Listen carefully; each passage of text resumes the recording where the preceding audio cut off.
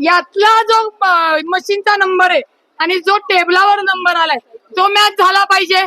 तो एकही number match होत नाही. निवडणूक आयोगाला कोणतीही चूक अपेक्षित नाही. हा त्यांचा निष्काळजीपणा आहे. काय वोट चोर, वोट चोर, वोट चोर, वोट चोर. या पोलिसांचं करायचं काय काय तुमचं नेमकं म्हणणं आहे? मगाशी तुम्ही आक्षेप घेत मतमोजणी बंद पाडली होती, पण आता असं कळतंय की पुन्हा मतमोजणी सुरू झाली आहे. काय एक लक्षात घ्या, प्रभाग 25 ची मतमोजणी सुरू झाली. आम्हाला 11 तारखेला जे आरोनी सही शिक्क्या सही प्रत दिलती, जिथे आमचा उमेदवार, त्याचे उमेदवार प्रतिनिधी, बूथवाल्याची सगळी लोक होती आणि निवडणूक अधिकारी होते. सही शिक्क्यागत आमच्या त्या मशीन्स त्या रूम मध्ये ठेवण्यात आल्या. ही ती लिस्ट आहे सही शिक्क्याची. 11 तारखेला. आता मतमोजणीला आम्ही आलो. यातला जो मशीनचा नंबर आहे आणि जो टेबलावर नंबर आलाय तो मॅच झाला पाहिजे. तो एकही नंबर मॅच होत नाही. एक मशीन झाली, 2 झाली, अशी तब्बल 17 मशीन्स आहेत. आपण एक ह्युमन माणसाकडनं चूक होते म्हणून समजून घेऊ शकतो. 17 मशीन कसे काय नंबर बदलले जातील? आणि मग आम्ही त्यांना तिथं सांगतोय, त्याच्यावर त्यांचं बेकायदेशीर उत्तरं चालली होती. मी तुम्हाला नंतर देतो, आमच्याकडे हे ती आमच्याकडे बाय मिस्टेक झाली. निवडणूक आयोगाला कोणतीही चूक अपेक्षित नाही. हा त्यांचा निष्काळजीपणा आहे. त्याच्यामुळे ज्या मशीन आम्हाला दिल्या होत्या, आता त्यांचं म्हणणं ही प्रभाग 25 ची आहे आणि आतमध्ये चुकून वर प्रभाग 25 लिहिले आणि 27 ची आली. तेही आम्ही बघितलं. मुळामध्ये जर तुम्ही मशीन बदलल्या तर काही टेक्निकल आले असतील एरर. तुम्ही तातडीने उमेदवारांना बोलवायला पाहिजे होतं, त्यांच्या प्रतिनिधींना बोलवायला पाहिजे होतं. तसं न करता परस्पर मशीन्स बदलल्यात. परस्पर मशीन बदलण्याचा प्रश्न तुम्हाला अधिकार कुणी दिला? आणि हे आम्ही मागत असताना एकतर तुम्हाला मीडियाला हात आणून देत नाही, कॅमेरा हात आणून देत नाही. कारण का यांना आतलं कुठलीच प्रक्रिया बाहेर येऊ नये म्हणून या गोष्टी आहेत.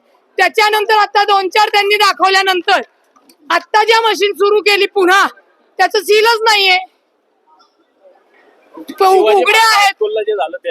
म्हणजे ही कुठली पद्धत तुम्ही राबवता? प्रशासनाकडून तुम्हाला काय सांगण्यात आलं? काही उत्तर आलेलं नाहीये. प्रशासन म्हणतात की ही ग्रॅमेटिकल मिस्टेक आहे, आम्ही तुम्हाला नंतर उत्तर देऊ.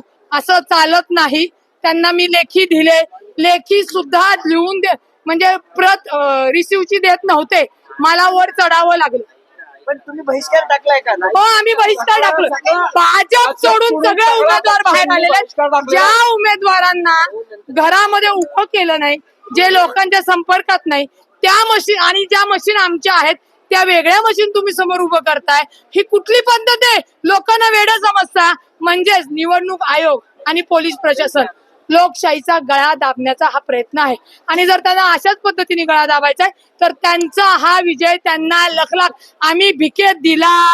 आम्ही डॉक्टर बाबासाहेब आंबेडकरांचे संविधान पाळणारे आहोत. लोकशाहीने आम्ही त्यांना प्रत्येक टेक्निकली अर्ज दिला, त्याची रिसिव्ह घेतली. आणि हे बघा, कायदेशीर लढायला आज गेलं आणि उद्या लढायला यश मिळत नाही. त्याला आम्हाला थांबावं लागणार आहे. मग याची लाज यांना ठेवायला पाहिजे होती आणि त्याचीच पळवाट काढून लोकशाही. आता अजून काय राहिलं? मत चोरी केलेली आहे. त्यांच्या पायाखालची वाळू सरकलेली आहे. लोकशाहीने त्यांना निवडणूक घ्यायची नाही. आणि त्याला साथ द्यायला भाजप सोबत राज्य निवडणूक आयोग म्हणजे निवडणूक अधिकारी आणि पोलीस प्रशासन मस्तपैकी छान बेकायदेशीर पद्धतीने प्रक्रिया झाली. पोलिसांचं काम काय आहे? कायदा सुव्यवस्था प्रस्थापित करणे. तुम्ही लिगल गोष्टीला का थांबवताय? का कार्यकर्त्यांना दमदाटी करताय? कशासाठी? आणि आरोची अधिकाराची जी उत्तर आहेत ती पोलिसांनी नाही द्यायची. पोलीस वकील आहेत का? पोलिसांना अधिकार दिलेला आहे का? ती उत्तरं आरो म्हणजे निवडणूक अधिकारी देईल. यांना जमलं नाही तर कलेक्टरांना बोलवा. कलेक्टरांना नाही जमलं तर यांच्यावरती कोण असतील त्यांना बोलवा.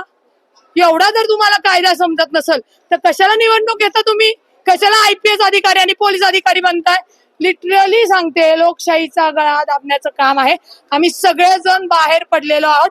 आम्ही प्रभाग 25च्या मतमोजणीवर बहिष्कार टाकून बाहेर पडलेलो आहोत. थोड्या वेळाने लोकशाहीचा गळा दाबलेला निकाल तुम्हाला मिळेल. त्यांनी त्यांचा गुलाल उधळावा, कारण का ते चोरटे भुरटे मतचोर आहेत. त्यांना त्यांचा विजय लखला.